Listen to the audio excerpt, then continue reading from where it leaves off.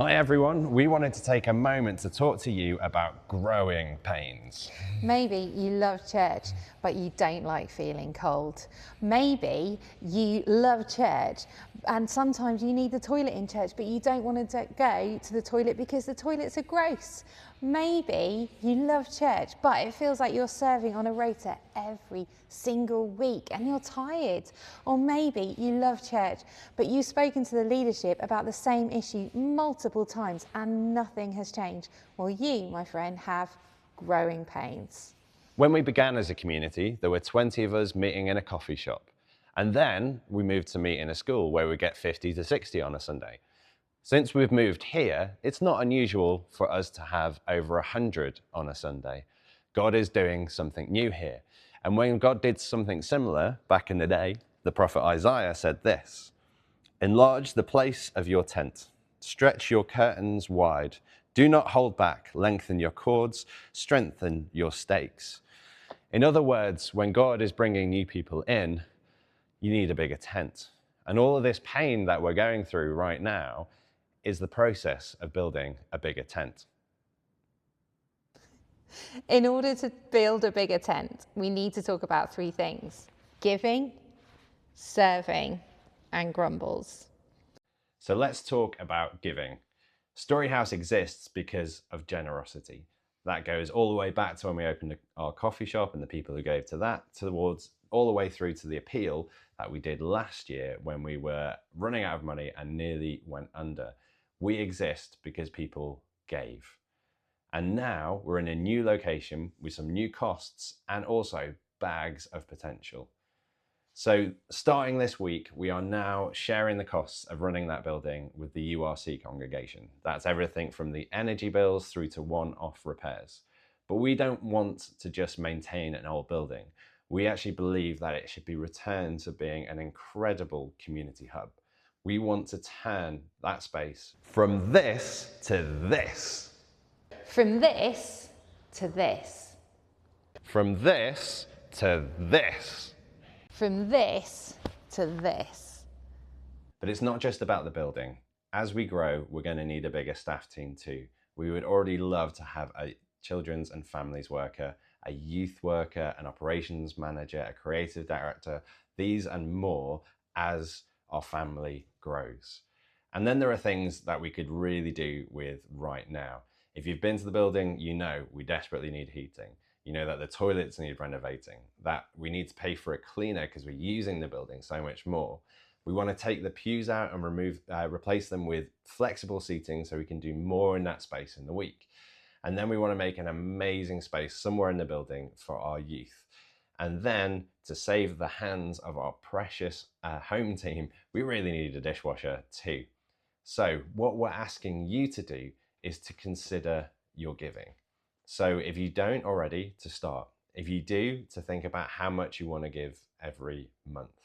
And the principle behind this is something we find in the Bible, where it says each person should give what they have decided in their heart to give, not reluctantly or under compulsion, for God loves a cheerful giver. So give what you can give happily, not out of guilt or obligation, something that you would want to give, love to give. So have a pray about it and consider it. A few people have asked about giving one-off donations. They would be amazing, but really it's our regular giving that helps us to plan. Other people have asked about grants. We are applying for grants, but as a church, we're limited in the number of people we can apply to, but it is happening. And even when we do get a grant, those grant givers often ask if we can give a percentage of the cost. So really, there is a massive amount of potential in that building. And generosity is one of the things that is going to be able to unlock it. Serving isn't the most glamorous, but it's really important and it's what makes church work. Did you know that on a Sunday, a minimum of 25 people serve in different teams to help make church happen? And we are so grateful for all of those people. Some people are even serving in multiple teams on a Sunday to make everything work smoothly. And we just really need a bit of extra help to help alleviate some of the pressure on some of those teams. Serving in church is one of the best ways to get to know people and feel more part of a community. It's so much easier to chat to people and get to know them when you're working alongside each other. A number of different teams that you can sign up to serve on, but right now we want to highlight 2 areas that really need some extra help. The first is hospitality. Hospitality starts with welcome. It starts at the door. And then you've got barista babes, a really important job of making coffee. Then you've got home team set up, helping the kids workers set up the room ready for children's work. And then home team clear up, which is from cleaning cups to hoovering the carpet. We really could do with some extra people to sign up for those roles. The other area is kids work. We need a few extra volunteers as helpers on a Sunday. We have leaders. We're not asking you to do anything.